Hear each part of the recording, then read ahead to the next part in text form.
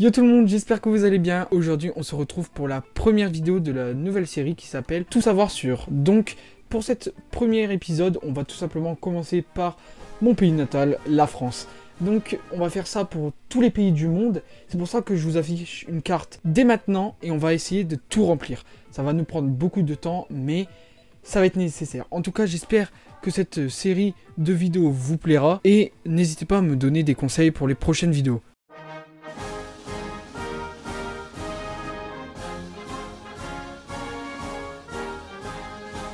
La France se situe dans l'Europe de l'Ouest.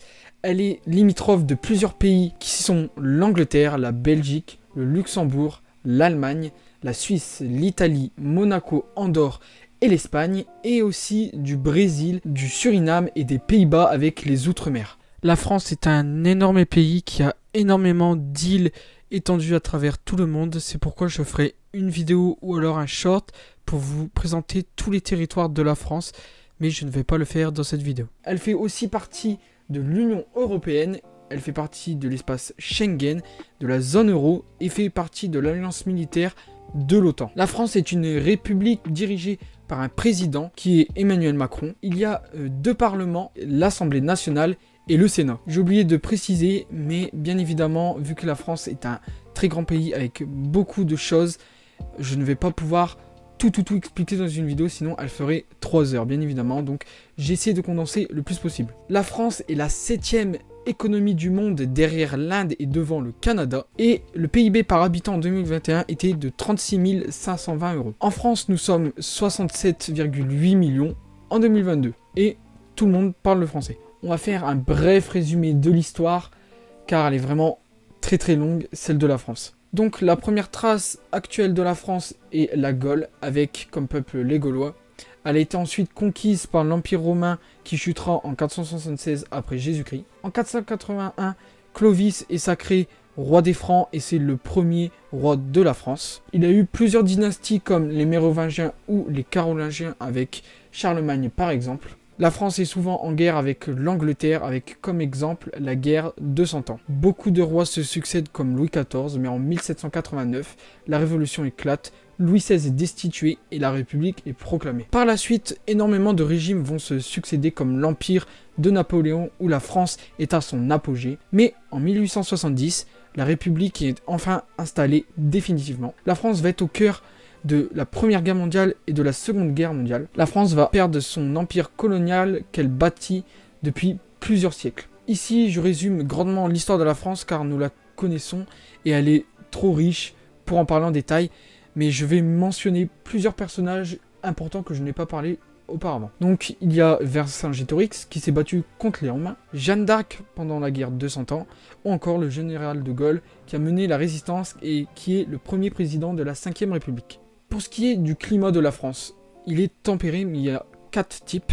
Donc il y a le climat océanique à l'ouest, le climat semi-continental à l'est et au centre, le climat de montagne bien évidemment aux montagnes, et le climat méditerranéen au sud-est de la France. Pour ce qui est, on va appeler ça du terrain, entre guillemets, de la topographie, voilà. Il y a beaucoup de plaines, notamment dans le nord de la France. Il y a des forêts, il y a aussi la jungle, très important en Guyane, on n'en parle pas assez, mais il y a de la jungle en France. Et il y a beaucoup de montagnes, donc les Pyrénées, les Alpes, le Massif central, le Jura et les Vosges, voilà. De la faune, donc des animaux, il y a plus de 10 000 espèces endémiques, ça veut dire qu'ils sont propres à la France.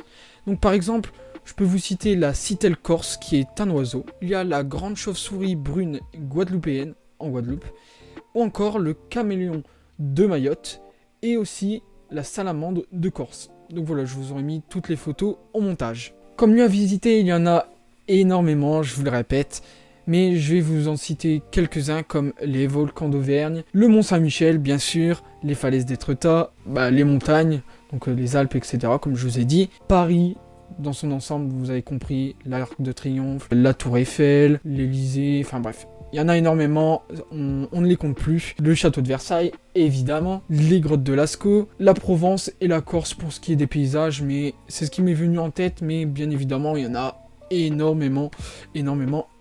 Voilà. La nourriture est très importante en France. Et donc on a bien évidemment énormément de spécialités, comme par exemple le pays aux 1000 fromages. Je vais vous en citer quelques-uns, comme le camembert, bien évidemment, le Munster ou le maroilles. Il y a aussi des plats typiques comme le cassoulet, la tartiflette, la raclette, les cuisses de grenouille, je pense le plat le plus populaire à l'étranger, alors que pourtant, je vais vous le dire, j'en ai jamais mangé. Le pot-au-feu, les moules frites, le foie gras, les huîtres et les escargots à ne pas oublier. J'ai failli les oublier, mais il y a bien évidemment le croissant et le pain au chocolat. Et pour ce qui est de la boisson, il y a le champagne, le vin blanc et le vin rouge, bien évidemment. En France, il y a de très nombreuses fêtes et également beaucoup de jours fériés. Il y a comme jour férié le Nouvel An, donc le 1er janvier, le lundi de Pâques, qui se trouve au mois de mars ou avril, excusez-moi si je me trompe, mais normalement c'est ça. La fête du travail, le 1er mai, le 8 mai pour fêter la fin de la Seconde Guerre mondiale, l'Ascension qui se trouve aussi au mois de mai, le lundi de Pentecôte, le 14 juillet, la fête nationale qui signifie la prise de la Bastille, l'Assomption le 15 août, la Toussaint au début du mois de novembre, et il y a aussi le 11 novembre pour fêter la victoire de la Première Guerre mondiale, et le 25 décembre, donc Noël. Il y a aussi des fêtes qui sont pas fériées, mais qui sont très populaires, comme la fête de la musique le 21 juin, ou encore Halloween. Pour ce qui est des traditions, je vous ai mis vraiment celles qui semblent évidentes. Je pense que j'en oublie pas mal. Après aussi, ça dépend des régions où vous habitez. Donc, n'hésitez pas vraiment à faire des suggestions en commentaire. Vraiment, ça peut être plutôt pas mal. Et donc, comme tradition vraiment très, très emblématique, il y a la galette des rois à l'épiphanie le 6 janvier. Donc ça, c'est en faisant mes recherches, j'ai appris que vraiment, qu'il n'y a que en France qu'on faisait ça. Il y a les crêpes, la Chandeleur le 2 février. Il y a les œufs et les lapins en chocolat à Pâques.